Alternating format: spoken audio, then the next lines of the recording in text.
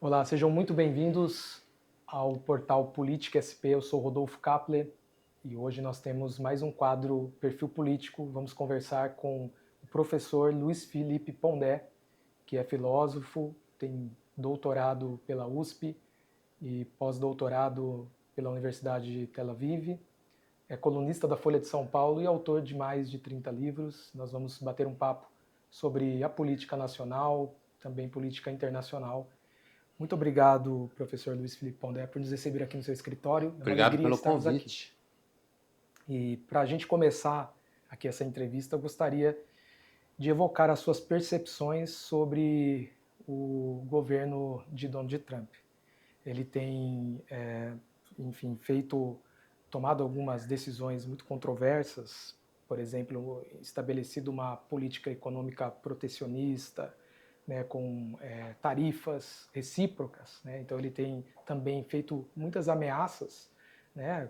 Começou ali o governo dele fazendo ameaças de anexação do Canadá, da Groenlândia, Groenlândia. exatamente. E eu gostaria de saber como o senhor avalia esses posicionamentos do Trump e quais legados ele pode deixar para a economia americana e global? Olha, o Trump é um sujeito que tem como método operar de forma errática. Esse é um método conhecido na história da filosofia política, que é quando você opera de forma errática, você desorganiza o campo, desorganiza os seus adversários, não adversários ou parceiros, ficam confusos, não sabem para onde atirar, né? E então eu pessoalmente acho que ele levanta muita poeira com essa história de Canadá, Groenlândia, que seria um verdadeiro escândalo geopolítico se ele de fato ele fala que não descarta a força militar para tomar a Groenlândia, quer dizer, criaria um imbróglio com a Europa muito grave, além da própria Groenlândia, mas ela é muito fraca politicamente. Então, eu tendo a olhar essas atitudes do Trump um pouco com uma certa desconfiança, né? Internamente, ele recebe resistências, digamos assim, do baixo clero do Poder Judiciário, ou seja, a primeira instância, né? E a gente percebe que o Poder Judiciário no mundo ele tem sido uma arma, alguns consideram uma arma de contenção de excessos à direita, outros consideram uma arma simplesmente de destruição de adversários políticos, né? A gente percebe isso na França, recentemente o caso do Sarkozy, o caso da Marine Le Pen. Eu duvido muito que Sarkozy e Marine Le Pen sejam os únicos políticos franceses que, se você arranhar a crosta, você encontra algum tipo de coisa errada, né? O próprio embate em Israel entre o STF de lá e o governo, né? E Israel não tem constituição, que faz com que o STF possa ser mais errático ainda. E o fato de que o Superior Tribunal em Israel ele pode simplesmente revogar qualquer tipo de lei que o governo faz. Então, também tem essa briga. Aqui no Brasil não precisa nem citar, né? Então, eu acho que isso pode oferecer um mecanismo de contenção do Trump dentro dos Estados Unidos. Então, do ponto de vista geopolítico, acho que a gente precisa de mais tempo para ver. Ele é errático. Veja a situação dele com a proposta dele transformar Gaza num resort, né? A gente sabe que Gaza é extremamente mal administrada pelo Hamas. O Hamas só usa dinheiro para fazer terrorismo e a população vive à míngua. Todo mundo sabe disso. Inclusive os jornalistas só fingem que não sabem, porque estão presos numa dicotomia ideológica para tratar do tema. Agora, eu acho mais importante que isso, eu acho que a gente devia se perguntar, afinal de contas, por que o Trump cresce? Por que ele foi eleito do jeito que ele foi pela segunda vez, depois do Poder Judiciário americano tentar destruí-lo a qualquer custo, né? Por que, por exemplo, a direita ou a extrema-direita europeia cresce e todo mundo tem medo? O que está por detrás disso? No caso dos Estados Unidos, eu acho, e não só eu acho, eu lembro aqui do livro do Mark Lilla, né, o intelectual liberal do futuro, do passado, progressista, como se traduziu no Brasil, a esquerda tem sido muito ruim, né, em geral, inclusive no Brasil. Ela enveredou por pautas obsessivas, distante de denominador comum, em sendo grande parte dela egressa de classe média alta, de universidade cara, então ela é distante daquilo que seriam as classes trabalhadoras, certo? As classes trabalhadoras têm votado no Trump, têm votado na Marine Le Pen, têm votado na alternativa para a Alemanha, principalmente a parte leste da Alemanha, que é a mais pobre, que era comunista. Então, tem vários sinais, e eu tenho discutido isso, eu sempre me oponho ao fato de ficarem xingando Trump, porque, por conta da dicotomia ideológica, que nem no Brasil, se você é bolsonarista, evidentemente não houve nenhum projeto de golpe, apesar de que existem indícios claros disso daí. Se você é de esquerda, evidentemente está justo trancar uma cabeleireira que usou um batom para ficar presa, quando todo mundo sabe no Brasil que um juiz tira qualquer bandido numa audiência de custódia. E a população brasileira tem uma clara sensação de que o governo gosta de bandido. Clara. E se alguém for disputar isso intelectualmente, vai ser muito difícil eles conseguirem argumentar que não. Apesar que intelectualmente, conceitualmente é muito claro, direitos humanos, defender as pessoas da truculência do Estado. A lógica é muito clara, apesar que a pessoa que está sendo roubada todo dia, ela não está nem aí para essa lógica. Então, basicamente, o que eu quis dizer é que eu acho que o que é importante no caso do Trump é observar as condições de possibilidade que levaram ele a essa condição, assim como outros movimentos em outros países, inclusive no Brasil. Ou seja, a esquerda perdeu a mão na comunicação com grande parte da população, se entrincheirou em pautas universitárias, está obcecada com temas de gênero, em geral, ou identidades, né? E isso dentro da história da esquerda é muito clara. A esquerda ficou viúva da União Soviética, nunca mais se encontrou. Foi para os Estados Unidos e virou fetiche do capitalismo, que nem Coca-Cola. E é o que o senhor atribui a ascensão da chamada extrema-direita ou da direita no mundo? Primeiro, essa expressão extrema-direita, eu acho que ela tem que ser usada com rigor, principalmente quando você usa a expressão também extrema-esquerda, né? O que é a La France Insoumise da França se não é uma extrema-esquerda? Do Mélenchon. Muito claramente extrema-esquerda, né? Recentemente, no caso de um escritor argelino que está preso, porque ele é contra o governo argelino, a extrema-esquerda, eu me refiro à La France Insoumise e os verdes também, voltaram contra uma moção de repúdio do governo francês em relação ao governo argelino, porque entendem que a Argélia é vítima colonial, então está sempre certa, mesmo que o governo seja autoritário.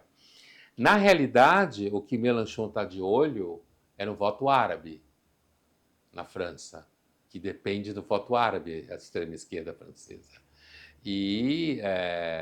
Mas ele não pode confessar, ele tem que dizer que sempre é por causas. Por que eu estou dizendo isso? Eu acho que o tratamento do debate político é muito ruim pela imprensa, porque a imprensa é quase toda de esquerda. Então fica parecendo que todo mundo que critica isso é de direita, né? E isso atrapalha a geração de pensamento público. Hoje a polarização está entre intelectuais. Não é só. Essa história que a popularização é um fenômeno só de bolhas de ignorantes nas redes sociais é uma mentira. Ela está entre intelectuais, entre gente com PhD. Não dá para discutir assunto nenhum na universidade. A universidade, há muito tempo, não tem debate nenhum, né? Antes, por razões corporativas. Se você não ferir o colega, que amanhã ele pode ferir você num colegiado, né? Formar um grupo contra você. E quem acha que a universidade é um espaço de debate livre, transparente e honesto, ou é um ET, ou é um mentiroso, ou não conhece a universidade por dentro, né? Então, por que surge a extrema-direita? porque grande parte da população não se sente representada pelos políticos profissionais e vem na extrema-direita, não esquerda, a ideia de gente que veio para mudar o sistema. Aí está o populismo, que veio para mudar o sistema, que vai melhorar a vida dele. Não é muito diferente do populismo do Lula, que vai dar dinheiro para pobre, para estudante, para ganhar voto, entende? Eu não vejo muita diferença no nível profundo da dinâmica política entre extrema-direita e extrema-esquerda. Eu não vejo muita diferença, entende? Por isso que eu me bato com essa classificação. Agora, sem dúvida nenhuma, a direita tem usado melhor as redes sociais. A direita, ela mostrou que grande parte da população é conservadora. Principalmente a população que é blue collar, como falam os americanos, né? Porque a esquerda hoje é white collar. É gente de universidade, gente que faz título, que escreve livro, né? Enquanto que a direita está se fudendo no trem. O povo está se fudendo no trem, né? E aí, de repente, ele olha todo o discurso no jornal a favor de que não pode entrar no morro, no Rio de Janeiro, por razões de direitos humanos, e o que ele vê é o seguinte: eles podem assaltar a gente, matar nossos filhos e vender droga, mas a polícia não pode prendê-los. Eu acho a esquerda bem burra, bastante burra. Ela não era na sua origem, né? Mas eu acho que ela ficou bastante burra. Perdeu. E a direita, oportunista, ela percebeu esse nicho da insatisfação popular. E o fato de que, por exemplo, grande parte da população, em termos de gênero, que foi um assunto que bombou para o Trump, morre de medo que o filho seja gay ou a filha seja lésbica. Morre de medo. Agora, você não pode falar isso no meio de uma redação, porque senão vão chamar você de bolsonarista. Isso é só burrice. Porque ele morre de medo do mesmo jeito. Essa população profunda, digamos. Vamos falar um pouquinho sobre o governo Lula. Sim. O atual governo Lula tem desafios distintos do Lula 1, por exemplo, né? A gente pode pensar desde reconstrução institucional até equilíbrio fiscal. O Lula está tentando se equilibrar. E eu gostaria de te perguntar o seguinte: como o senhor avalia os principais erros e acertos do governo Lula até este momento? Eu acho que o primeiro grande acerto do governo Lula no momento da eleição foi pontualmente ter posto o Alckmin como seu vice. Eu lembro de gente na época que disse que eu votei no Alckmin. Não no Lula. Eu vi gente falando isso, né? E o Lula, como grande político e cheio de estratégias, o Bolsonaro, eu acho que ele perdeu para ele mesmo, né? Não acho que o antipetismo tinha acabado na eleição de 22. Primeiro, o PT está há muito tempo no governo, isso implica um certo gasto natural em qualquer partido, governo federal, eu quero dizer, né? E mesmo com o tropeço do impeachment, mesmo isso, e com a eleição de 18 do Bolsonaro, a verdade é que eu acho que o Bolsonaro fez um governo confuso, errático. Como eu disse na primeira entrevista aqui no escritório para um veículo de imprensa importante aqui em São Paulo sobre o governo Bolsonaro, no comecinho, ainda em 19, logo que ele ganhou a eleição. O Bolsonaro é burro. Eu acho ele burro. Eu uso burro aqui como conceito, né? Não como senso comum, ele é burro. Ele não sabe se comportar, ele não entende o mundo à sua volta, ele não sabe falar, ele é desprovido de empatia. Durante a pandemia, ele fez horrores, né? Quando eu lembro dele imitando as pessoas que não conseguiam respirar na televisão, um escândalo. Eu não consigo entender como teve gente que votou no Bolsonaro em 22, né? Depois do que ele fez durante a pandemia. Afora o governo errático, irresponsável, aquelas palavras dele não sei quantas vezes, e dos filhos dele, eu fecho o STF com um cabo e um jipe. Isso é um idiota falar uma coisa dessa. Idiota no sentido, ele pensa que ele está nos anos 60? Ele pensa que ele está na Guerra Fria? Ele pensa que os Estados Unidos hoje têm medo da União Soviética na América Latina, como tinha nos anos 60, principalmente depois de Cuba. Quer dizer, então, eu entendo que a primeira coisa sábia que o Lula fez foi construir a ideia de que ele representava a democracia naquela hora, né? E diante do Bolsonaro, era inevitável você olhar para um, olhar para o outro e dizer, não, é provável que o Lula esteja mais, digamos assim, mais em dia com certas instituições democráticas. Eu não tenho nenhuma dúvida que o governo Lula foi e é corrupto. Assim como todo governo federal no Brasil. Não digo todo, mas grande parte, incluindo a quadrilha do Bolsonaro. No Né? primeiro turno ainda, em 2022, o senhor fez uma coluna falando que num possível quadro de horror, naquele momento em que Lula e Bolsonaro fossem para o segundo turno, o senhor votaria no Lula. O senhor foi cancelado por conta disso? Então, eu já fui cancelado tantas vezes que eu já nem ligo mais. Eu sou aquele tipo de pessoa que está além do cancelamento. Pelo seguinte, que eu já fui cancelado várias vezes, e como eu não dou a mínima bola, eu não vou em redes sociais, eu não sei o que acontece, então eu de fato, inclusive, fui chamado em rede de... Na realidade, a coluna foi em 21, tá? Foi antes do primeiro turno. 21. De fato, foi antes do primeiro turno. E a coluna se chamava Alien versus Predador. E eu dizia que entre o Lula e o Bolsonaro, grosso modo, resumindo, o Bolsonaro era o alien e o Lula o predador. E eu me referia ao filme, né? Teve um filme chamado Alien versus Predador. Depois teve o 2, o 3, sei lá. Eu só vi o primeiro. E no primeiro, Alien e Predador estavam brigando e os seres humanos estavam no meio ali, se ferrando de tudo quanto é lado.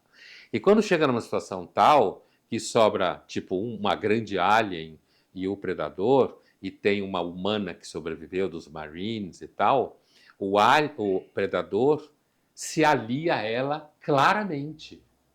Ele dá uma arma para ela, né? Ele faz um símbolo nela para mostrar que ela era aliada, certo? Inclusive, quando os outros predadores vêm buscar ele, porque ele estava ferido, eles olham para ela e se afastam, entendendo que ela era aliada deles. E eu usei essa metáfora para dizer que o Lula, ao longo da sua história política, apesar de eu nunca ter sido petista, de forma nenhuma, ele demonstrava que algo de humano ainda existia nele. E no Bolsonaro não havia nada de humano. Isso era o teor da coluna. E isso daí, o povo da direita caiu de pau em cima de mim, né? Muitos me chamam de bolchevique, de comunista, né? E assim, minha mulher brinca dizendo que eu não sou nem direita nem de esquerda, eu sou centroavante. Quando perguntam para ela isso que ela fala. Mas assim, então eu fui chamado, eu dei entrevista. Até hoje tem gente que falava comigo e parou de falar comigo e me xinga o tempo inteiro por causa disso, né? Agora, o que aconteceu, o que eu acho, é que assim, o Lula 3 é um político que flerta com o fato de ser datado, né? O PT continua sendo uma gangue, como eu sempre disse, sempre falei. O Lula 1 tinha dinheiro, e o 2 tinha dinheiro ainda. Ele ainda era um político mais daquela época, né? E hoje, assim, eu acho que é muito complicado hoje no Brasil uma certa parceria que existe, ainda que não oficialmente, entre certos atos do alto escalão do judiciário e o governo do PT. Eu acho que o STF não deve ir a happy hour de governo nenhum, não deve ser amigo de governo nenhum, não deve ser fotografado e frequentado nenhum sambão, certo? Deveriam falar só nos autos? Só. Eu já fui em muitas reuniões de magistratura e eu falo para eles que eu acho que o juiz devia ter vida de monge, né? Não devia ir a restaurante caro no mundo. Jamais o Barroso deveria ter dito derrotamos o bolsonarismo. Isso é muito descarado. Perdeu o mané. Perdeu o mané, que é a frase que a menina riscou de batom na estátua da justiça. perdeu uma né, usou vírgula, o que mostra que ela conhece um tanto português. Mas assim, então a minha impressão do governo Lula hoje, além disso, os acertos dele foi principalmente no começo, né? É claro que ele continua acertando, tentando transferir alguma renda para a população mais pobre, né? Mas isso faz com que o governo fique imprimindo moeda e isso está levando à inflação. Eu não sei se vocês lembram, talvez nem lembrem disso pela idade de vocês, mas quando foi implantado o Plano Real no Brasil, que foi a última coisa que o governo federal fez no país, o PT foi radicalmente contra, viu? Eu lembro. O PT votou contra o Plano Real. E foi a única coisa que preste que o país fez. Vocês não sabem o que era o Brasil no tempo da inflação. Vocês não têm ideia do que era. E o PT sempre foi fiscalmente irresponsável. Então, no 1 e o 2 ele tinha dinheiro para gastar, agora ele não tem, né? E continua sendo um governo como outros federal que também desvia dinheiro, e não é só o PT que desvia dinheiro, né? O Congresso é uma vergonha, né? Aqui a classe política brasileira é quase toda ela imprestável, quase toda ela, né? Mas Há pouco o senhor disse que nós somos governados por delinquentes. mas eu não tenho nenhuma dúvida. Grande parte, eu não acho que são todos, mas grande, inclusive da elite econômica, são delinquentes, né? Eu acho que muita gente do Poder Judiciário alto também é delinquente, tá? Fica lá na torrezinha dele, lendo aquelas coisas e falando aquelas coisas. Na realidade, a elite brasileira nunca ligou para o povo. Nem a direita, nem a esquerda, nem a alta elite econômica, grosso modo. Então, eu acho que o Brasil é governado por delinquentes. O Brasil hoje é um país que a soberania está quase perdida para o crime organizado. E, no entanto, o STF e um monte de jornalistas acham que o problema... O Brasil é um estado... Narco-estado. É um narco-estado? Eu acho que está chegando lá.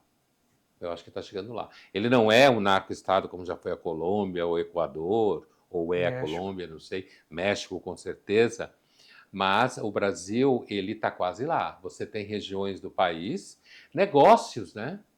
O crime organizado está em vários nichos de mercado aqui, lavando dinheiro, né? Então, O próprio Rio de Janeiro, né? Que é uma mistura de milícia. O Rio de Janeiro está perdido. A sensação é que ele está perdido. Mas mesmo em setores como advogados, setores do Poder Judiciário, né? Então, diante disso, o governo Lula, muitos deputados e o STF fica falando que quem vai tirar a soberania do governo brasileiro é o Elon Musk. Isso é uma palhaçada. É que nem a Guerra das Malvinas, a ditadura argentina. Uma palhaçada.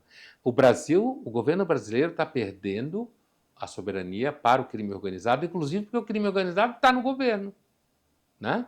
A Lava Jato foi desmoralizada pelos enormes equívocos protocolares que cometeram, mas, ao mesmo tempo, ela criou um hábito que é a politização descarada do judiciário, e depois a derrocada da Lava Jato mandou uma mensagem que é a seguinte: pode roubar, pode corromper, que na última hora a gente garante que vai ficar bem, né? Então, eu acho que o governo Lula está bastante perdido, criou de novo muitos ministérios. O Lula é obrigado, muitas vezes, a servir grupos dentro da base dele, inclusive do próprio PT, do MST, que mete ele em saia justa. O Lula faz associações, o governo do PT faz associações com gente como Nicarágua. Cuba é uma vergonha, um lixo. A Havana é um lixo, literalmente, cheio de lixo, né? A Venezuela também é uma vergonha. E, de novo, a diplomacia brasileira, antes do Lula, já era ruim, porque virou... A diplomacia brasileira sempre foi boa, mas o Bolsonaro destruiu ela, botando aqueles malucos lá, seguidor de Olavo de Carvalho, e depois o Amorim, de novo, com essa diplomacia sul-sul, Só falta convidar um terrorista do Hamas para vir ser recebido como chefe de Estado em Brasília, entendeu?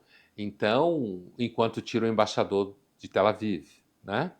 Então, assim, eu tenho a impressão que o governo Lula 3, o problema dele é que ele não tem dinheiro para gastar, e o PT é um partido gastão, e o PT não tem solução, ele não tem candidato que não seja o Lula, e o Lula já é um homem idoso, né? E não fez, como diz, não fez sucessão até agora, não tem sucessão. E nesse sentido, acho que a eleição de 26 está numa fria, porque a direita não consegue fincar pé, porque fica babando em cima do Bolsonaro, né? O Bolsonaro destruiu a opção à direita no país. E aproveitando até na esteira da sua fala, a gente está na iminência da prisão do Bolsonaro. Sendo o Bolsonaro preso, como ficará a direita no Brasil? Olha, primeiro eu acho que o Bolsonaro, ele acabou de confessar que ele conversou sobre estado de sítio, aquela história de que o governo, o exército podia se meter no governo, derrubar o governo, controlar em nome da segurança pública. Eu acho, apesar de todas as discussões, eu acho que o Alexandre de Moraes atravessa o samba, ele é vítima, ele é investigador, ele é juiz, isso é um escândalo, juridicamente. O STF tem pisado feio na bola, eles estão se achando, porque não tem nenhum freio contrapeso a ele. O Senado é uma porcaria, então não oferece nenhum freio contrapeso. Eu estou dizendo isso pelo seguinte: apesar de eu achar isso tudo, eu acho que o Bolsonaro sim articulou um golpe. Ele sim flertou com a ideia de interromper o processo eleitoral e a vitória do Lula. E assim, e o Lula tem um fator a favor dele que assim, ele foi preso e ele foi preso. Ele ficou preso. Cumpriu a pena. Cumpriu a pena, é isso que eu quero dizer, né? Então, não há dúvida, e eu acho que esse argumento foi muito forte na eleição de 22. Porque enquanto um candidato flertava com romper as regras do jogo, o Lula cumpriu a pena que ele foi demandado a cumprir, né, juridicamente, independente se era culpado, se não era. Eu não tenho nenhuma dúvida que esses caras são corruptos, não tenho nenhuma dúvida. Mas do ponto de vista jurídico, ele cumpriu a pena. Enquanto o Bolsonaro e os bolsonaristas, né, os petistas também queriam transformar o Lula no Mandela. Eu acho um certo exagero, né? Mas em política o que vale é a mentira. Quem acha que existe verdade em política é um iludido. Sempre foi mentira. Política sempre foi. Os sofistas tinham toda a razão. Mentira, narrativa, como se fala hoje, estratégias. Eu não espero nada da política. É o que normalmente confunde as pessoas que me leem ou me ouvem. Eu não espero nada da política. Eu só espero que os governos evitem da melhor forma possível que o homem robesiano saia às ruas. Eu acho que essa é a função da política do Estado. Evitar que o sapiens se mate demais, destrua o cotidiano. E eu acho que é a função. Isso faz com que eu fique perto de algumas posições liberais. Que o Estado não deve ser grande, ele deve cumprir funções de logística, educação, saúde, segurança pública. Mas eu não acredito que o mercado resolve todos os problemas do mundo. Acho que esse povo que acha que privatizar tudo resolve tudo. O Leviatã anêmico é necessário. É.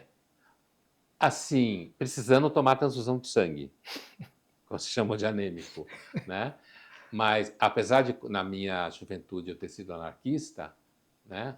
Eu era anarquista, eu não era comunista, eu não era pró-soviético. Apesar que, quando eu era moleque, eu tinha simpatias pela União Soviética, o meu pai foi muito tempo comunista. Então, mas quando eu era adolescente, essas coisas, eu era simpatizante de Bakunin, né? Kropotnik, né? Detestava o Estado, eu continuo detestando o Estado. Eu só suporto ele anêmico, como você falou. Mas a gente não pode abrir mão do Estado, não tem jeito. Os anarquistas erram na sua concepção de natureza humana. Hobbes acerta mais, do ponto de vista que eu penso. Então, assim, nesse sentido, eu tenho a impressão que no Brasil que a gente vive hoje, né, na situação que a gente vive hoje, seria muito bom se o Bolsonaro ficasse de fora de vez da eleição, né? Eu acho muito difícil, apesar de e isso é uma pena que o STF atravesse tanto o samba, porque ele dá argumento para pôr em dúvida, fica parecendo perseguição política, e às vezes parece mesmo, mas eu tenho a impressão, ele confessou agora na entrevista da Folha, né?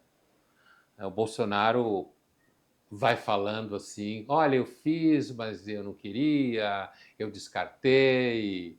Então vai ficando aparecendo que naquela história que ele não sabia nada, como não? Né? Depois de tudo que ele falava, das manifestações, uma clara simpatia pela ditadura. Na sessão de impeachment da Dilma, ele elogiou o torturador da Dilma. Isso não é nem uma questão política, isso é uma questão de educação doméstica. Bolsonaro não tem educação doméstica. E o senhor acredita que com a eventual prisão dele a direita vai se fragmentar ou ela vai... Nesse momento ela está se fragmentando. Está se fragmentando. A gente não sabe como vai chegar até 26, né? Mas eu acho que a tendência, você já tem aí pelo menos 3 nomes que estão... O Tarcísio é mais cuidadoso. Eu acho que o Tarcísio... O Tarcísio seria o representante da direita limpinha? Que sabe comer a mesa de garfo e faca, né? Eu acho que o Tarcísio, dos 3, eu acho que talvez fosse o que tivesse mais chance, apesar de ainda ser um fenômeno paulistano. O Tarcísio tem que tomar cuidado com a síndrome Dória, né? Ele me parece mais inteligente do que o Dória nesse sentido, e sendo mais cuidadoso. Você tem o Zema, de Minas Gerais, você tem o Caiado, que também me parece que é alguém que está se comportando no sentido de se mexer de forma cuidadosa. Os 3 tentando manter uma certa distância do bolsonarismo, o Tarcísio sendo um pouco mais fiel, né? Mas acho que ainda é cedo, e esses 3 candidatos, que talvez saiam no primeiro turno, pode fragmentar a direita, sim. E o PT, nessa situação de que só tem o Lula. Só tem o Lula, só tem o Lula. Haddad é ruim como diz, ruim de urna, né? O João Campos é muito jovem, lá do Recife. Nem tem idade para Nem concorrer. pode se candidatar, o que tem 15 anos, ele é quase um adolescente, né? Mas ele é uma promessa da esquerda, né? Que poderá vir a ser um nome interessante de centro-esquerda. E eu acho que o Brasil precisava de um candidato que fosse terrivelmente de centro, para parafrasear o Bolsonaro em relação terrivelmente evangélico. Alguém que mais jovem do que o Michel Temer, né? Mas que sabe se comportar à mesa, como Michel Temer sabia, né? Eu acho que as pessoas têm uma tendência no cotidiano a candidatos de centro, né? O senhor acha que é uma tendência para 2026? Não. Não. Não acho que no cenário tem alguém assim. Eu acho que o Zema, o Tarcísio ainda é mais reticente, mas eu acho que ele está sendo sábio nisso. E o Caiado querem ser opção de centro, só que eles são bem identificados com a direita, né? Então eles tentam... A esquerda... Está difícil a esquerda encontrar alguém de centro. Eu digo mais centro de esquerda. Além do Lula, né? Sim. Mas já é um candidato que já tem uma certa idade. Eu acho que ele nem devia se meter nessa fria, né? Mas não há nenhum candidato de centro que, pelo menos até agora, que consiga despontar como alguém que poderá ganhar a eleição sem polarização e sem violência. Eu acho que a eleição de 26 vai ser polarizada e violenta de novo. Como o senhor avalia a atuação do STF na condução do processo do Bolsonaro? Só do Bolsonaro ou dos 8 de... Pode ser também. 8 de janeiro. Dos vândalos. Então, eu não acho... Eu acho que o STF enxerga tanto os vândalos de 8 de janeiro quanto as articulações do alto escalão, digamos assim, para um golpe de Estado, né? Eu acho que o STF enxerga isso tudo como um processo único, né? Quando o Alexandre de Moraes fala que não foi só pintar uma estátua de batom, eu acho que ele tem meia razão quando ele fala isso, né? Meia razão no sentido de que aquelas pessoas todas foram naquele momento para lá, não foi simplesmente uma manifestação tipo ir para Paulista e botar bandeira, né? Ela foi uma manifestação que tinha um passo adiante. Ao mesmo tempo, eu entendo que o STF precisava ter usado, como os especialistas falam, de uma certa dosimetria nas penas. Porque, inclusive, na hora que ele deixa um cara morrer na prisão, sem deixar ele receber a assistência correta. O Clesão. Isso mesmo, Ou ele, no caso dessa menina, que agora foi para a prisão domiciliar, né, que já demonstrou o STF cedendo a uma certa pressão, né, popular, né? Então, eu acho que o STF exagerou por acabar. Não adianta. Quando alguém fica com muito poder, corrompe. Quando eu digo corrompe, não necessariamente financeiramente, corrompe o caráter. Você fica com muito poder. Aliás, todo o valor da democracia é que ninguém tenha muito poder. O poder corrompe ou o poder revela? O poder revela a natureza das pessoas, como se fala muito bem, você só conhece uma pessoa quando ela enche a cara de vinho ou quando ela assume o poder, né? Idealmente, eu acho que a melhor característica para alguém que assume o poder seria se ele não gostasse do poder. Se ele não gostasse. Se ele se sentisse mal com o poder. O que é quase impossível, né? É quase impossível, porque se você imaginar para alguém que faz um trabalho enorme para conseguir chegar no poder, é muito difícil imaginar que ele não tem uma dose de psicopata, né? Nesse sentido, a monarquia era um pouco protegida, porque o infeliz era obrigado a ter poder, porque nasceu rei. Muitos não queriam. Eu lembro do Luís XVI, um filme sobre a Revolução Francesa. O filme, na realidade, era sobre Maria Antonieta. Ele indo para, se não me engano, era o Talleyrand que fala com ele na cena. Ele indo para os Estados Gerais, aquela famosa reunião dos Estados Gerais, e o assistente dele, acho que era o Talleyrand, o conselheiro, dizendo: Majestade, o povo quer o poder. Ele para e fala assim: mas por que alguém ia querer o poder? Ter o poder é horrível. Entendeu? Então, acho que a monarquia pode ter produzido figuras um pouco mais sábias. Mas a democracia, dificilmente, porque o cara soa para chegar lá. Agora, falando em poder, na sua opinião, Alexandre de Moraes é o guardião da democracia ou é um ditador da toga? Olha, eu acho que no mundo em que só há narrativas e as fronteiras entre elas são confusas, eu entendo que o papel dele de guardião da democracia em 22, quando ele estava no TSE e todo embate com as tentativas de desestabilizar o processo pelos bolsonaristas, tinha uma função de guardião da democracia. Eu acho que hoje existe uma ditadura da toga, e não só do Alexandre de Moraes, tá? E eu também acho que, passados os momentos de mais pânico com relação a riscos institucionais, eu desconfio de qualquer figura que assume o papel de guardião da democracia. Desconfio de qualquer um. Eu acho que o guardião da democracia é o mecanismo de freios e contrapesos entre os poderes.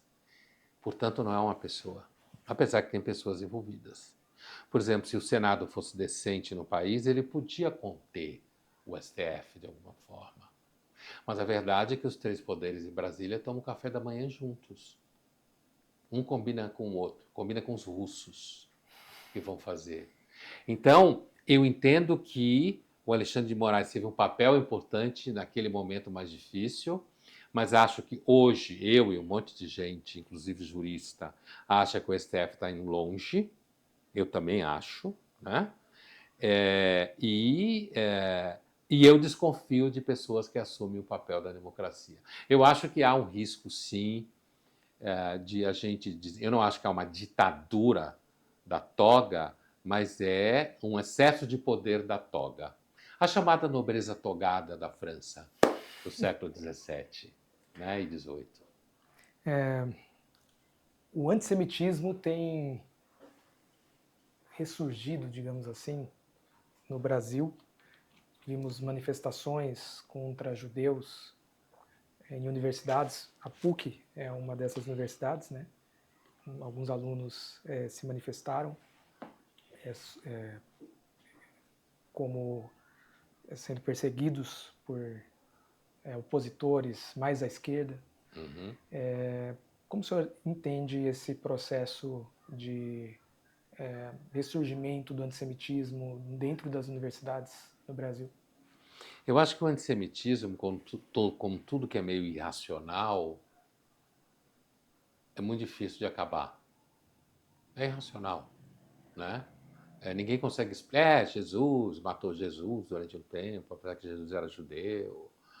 Os judeus eram vistos como alguém que negociava dinheiro numa época que isso era feio. Mas eu acredito que existem. Veja bem, eu não acredito que o Homo sapiens seja racional, tá? Isso tem que ficar claro. Eu não acredito. Uma nomenclatura Eu acho errática. que não que não haja níveis racionais no Homo sapiens, mas eles são muito frágeis.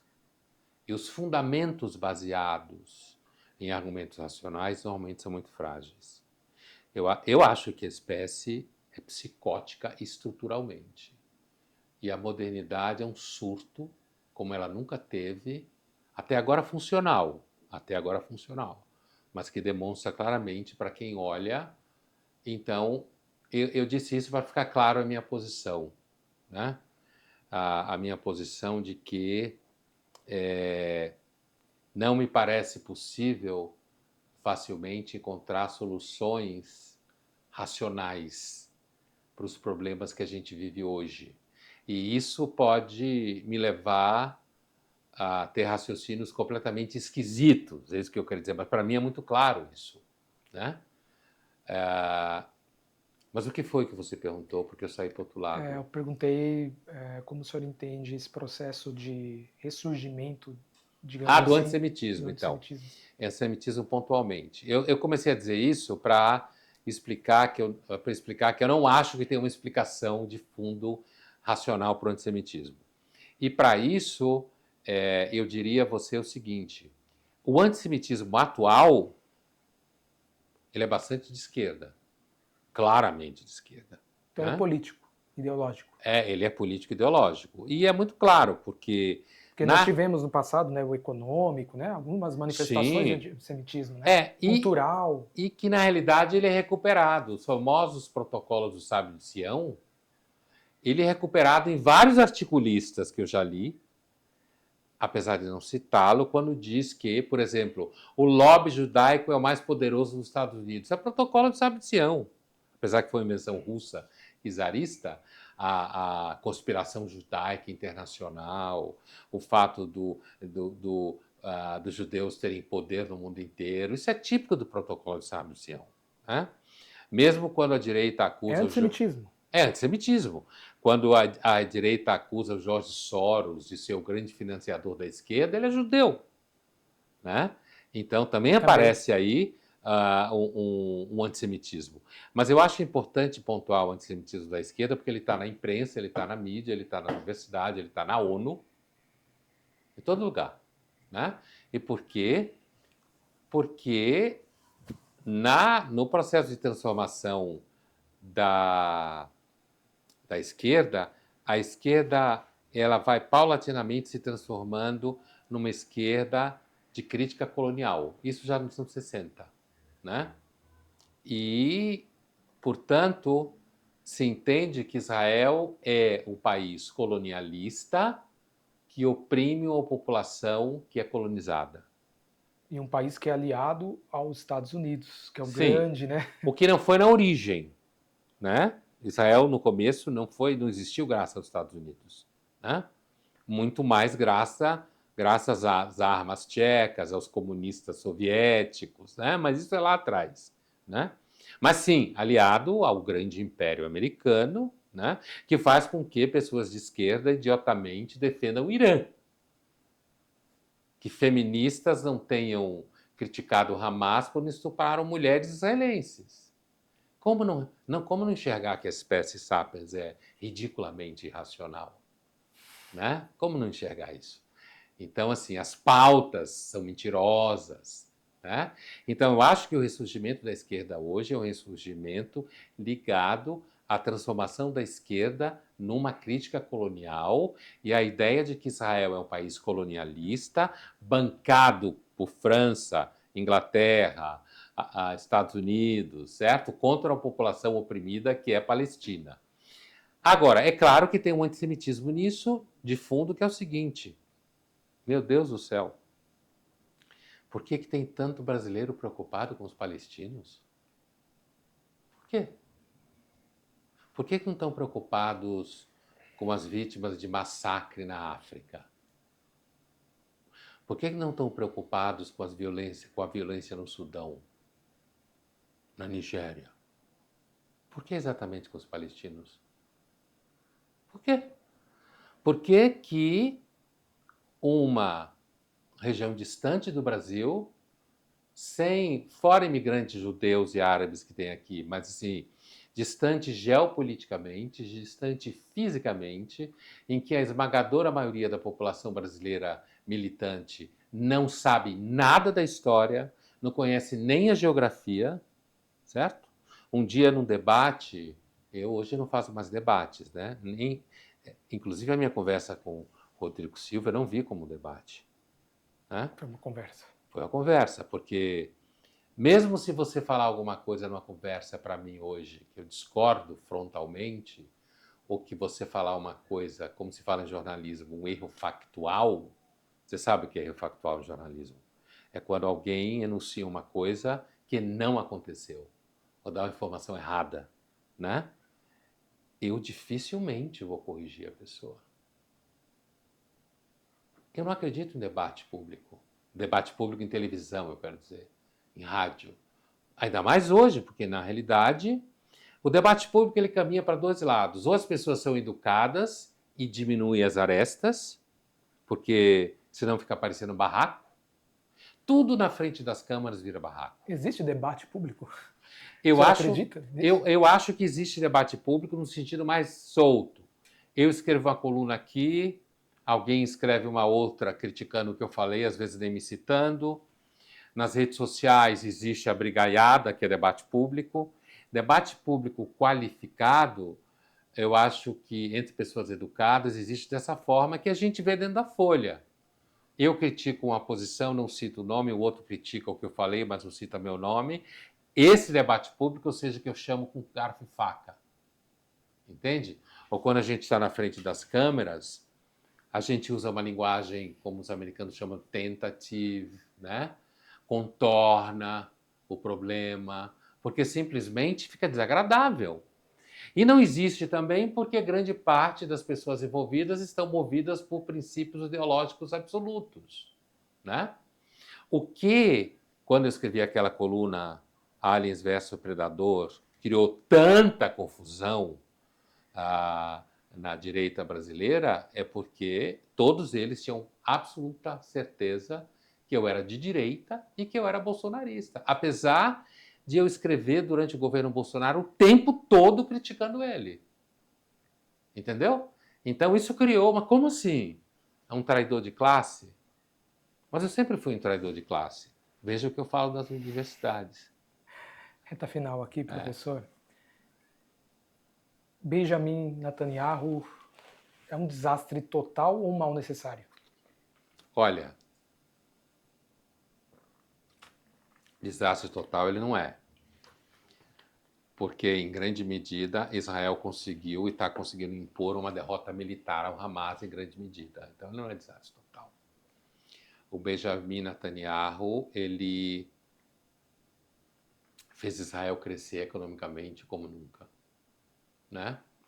E se ele continua sobrevivendo na política israelense é porque ele é um político, espécie de Lula. Quando parece que está morrendo, nasce de novo, entendeu? Fênix. É. E porque você tem em Israel hoje setores, inclusive no serviço de segurança secreto, que são bastante de esquerda. Em Israel, esquerda não é mais coisa de kibbutz. Em Israel, esquerda é basicamente alguém que acha que Israel deveria fazer acordos com o Hamas, acabar com o Estado judeu, transformar o Estado judeu num Estado binacional, o que seria uma catástrofe diante de tantos ódios que existe ali, e pelo simples fato de que países árabes têm uns montes. Israel só tem um, menor que Sergipe, né? Então, assim, eu não acho o Bibi Netanyahu um fracasso total, um escândalo, o que for. Agora, não resta dúvida que o Bibi Netanyahu ele está enfrentando um processo dentro de Israel de corrupção, que se for comparado com o que existe no Brasil é uma vergonha. Então, eu acho muito ridículo brasileiros criticarem o Bibi Netanyahu nessa chave, quando o Brasil é um país em que os políticos quase todos são corruptos. Então, eu acho... Não devia nem falar desse aspecto de que existe um processo, e existe o processo correndo mesmo, e ele está respondendo um processo e tem audiências durante a guerra. Por outro lado, é claro que a guerra faz com que não tenha eleição, e isso ajuda ele a ficar no poder. Porque não pode ter eleição enquanto tem guerra, né? Mas eu queria ver, eu já falei isso no Jornal da Cultura, eu queria ver um dos críticos de Bibi Netanyahu no Brasil, seja ele jornalista, intelectual ou político, estar no lugar dele e resolver de outra forma o que aconteceu. Eu duvido que alguém conseguiria. Quando eu digo de outra forma, é o quê? Não ir para cima da faixa de Gaza. Porque o que aconteceu é que um pouco antes do que aconteceu 7 de outubro, a relação com o Hamas estava uma relação tipo, joga uns foguetinhos, mas quem sabe a gente está entrando aqui no acordo. Tipo Westfália. Ninguém assinou nada, mas a gente cansou. Tá? A paz de Westfália no final das guerras religiosas em 1648 na Alemanha. Então, assim, mas a verdade é que o Hamas não quer paz com Israel, não quer dois estados, e o Hamas avisou que vai continuar sequestrando, vai continuar invadindo Israel, matando civis, né, da forma violenta que ele o fez. O que é que um político faria nesse lugar? Com um grupo que fala isso todo dia e que vai fazer de novo. O que faria? Flores? Fazer um documentário em nome da paz? Isso é infantil, é infantil. É guerra. Ou você mata ou você morre. Você não resolve com um ciclo de cinema e debate, ou com um seminário, uma mesa na PUC, ou seja lá onde for. Entendeu? Eu queria ver qualquer uma dessas pessoas no lugar que o Bibi Netanyahu está hoje. Quando o Rabin fez o acordo de Oslo e aquele idiota daquele ortodoxo religioso matou ele, né, nos anos 90, 95, se não me engano, ali havia um outro contexto. Arafat já tinha percebido que ele não conseguia vencer pelo terrorismo, né? Então, Rabin e depois Ehud Barak, em 2000, que chegou muito perto de tudo que o Arafat queria. Então, ali era um outro contexto. Inclusive porque o Rabin morreu, assassinado, inclusive porque o Barak foi derrotado pelo Arafat, que na última hora voltou para trás e chamou o Intifada. Eu morava em Israel nessa época, foi quando eu fiz o pós-doc, eu vi isso acontecer, né? saiu do Líbano, tirou todo o exército de Israel da faixa de segurança. A ONU deveria cuidar, a ONU não cuidou de nada. Só quem acredita na ONU é quem não conhece a operação da ONU em lugares assim.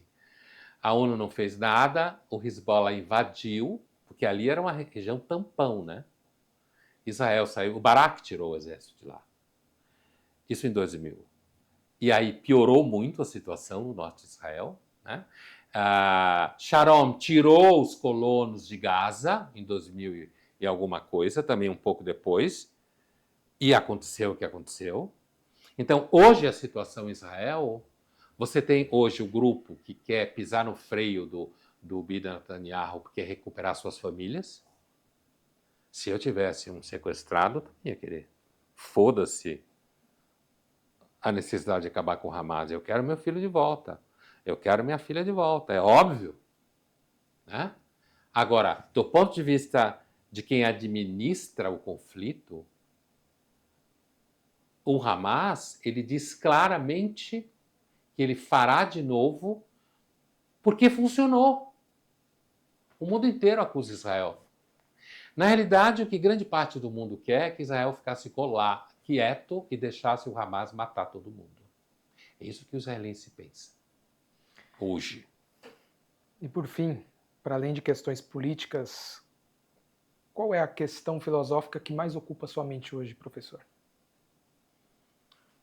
A questão filosófica que... Por exemplo, eu tô... Agora em abril vai chegar nas livrarias um livro meu novo chamado Da Alma e dos Ossos. Que é uma situação a partir do Eliot. Eu explico lá. O título, eu quero dizer. Ensaios e aforismos de crítica cultural. Então, isso me ocupou bastante o ano passado, pensando na miséria da cultura, né? Em que a gente Contexto vive. brasileiro? Sim. Eu não falo só do contexto brasileiro, mas o foco principal é o contexto brasileiro. E hoje, o que tem me ocupado filosoficamente, que é um tema que já apareceu no meu livro Era do Niilismo, que eu lancei no comecinho da pandemia, em 2020, chama-se Era do Niilismo, mas que é basicamente uma reflexão sobre o niilismo a partir da literatura russa do 19 e depois a aplicação disso em algumas questões, a segunda parte do livro. Porque eu acho que a gente vive uma era do niilismo, né? Mas naquele livro eu adianto essa hipótese que eu venho matutando bastante e acabei de escrever uma coluna fria, como a gente fala em jornalismo, né? Se não acontecer alguma coisa que me atravesse, eu vou publicar ela. Toda hora acontece alguma coisa que atravessa. Eu tenho uma coluna que está para sair há quase 6 meses. Essa está na geladeira. Está na geladeira porque ela é fria, né? Mas eu escrevi uma outra que eu volto a esse tema. Eu tenho falado disso em vários lugares, em várias entrevistas. E esse livro da Alma dos Ossos toca nisso de novo, que é a ideia que eu citei aqui para você, que eu acho que a espécie sapiens é psicótica estruturalmente. E assim, nesse meu processo de pensar nisso, Freud já tinha lá suas suspeitas, mas Jung tinha totalmente essa suspeita. Totalmente. Dito de outra forma, mas tinha totalmente essa suspeita, né? E que, infelizmente, a modernização desde o iluminismo é um surto que faz com que a gente pense superficialmente sobre tudo. E basta ser otimista para ser legal. E quando eu acho que o pessimismo... Enquanto a gente não perder a esperança na modernidade, a gente não sai desse delírio. É isso que tem me ocupado filosoficamente. Muito obrigado, professor, por essa entrevista. Obrigado pelas excelentes perguntas. Foi uma honra para nós. E encerramos mais uma entrevista do Perfil Político. Para você que nos acompanha, eu deixo o incentivo para que você se inscreva no canal, deixe um like, compartilhe o link com mais pessoas e ative o sininho para receber as notificações. E até a próxima. Obrigado, professor. Obrigado vocês. Muito obrigado. Eu falei para eles, isso aqui não é média, né? aliás, eu digo para várias pessoas com quem eu tenho oportunidade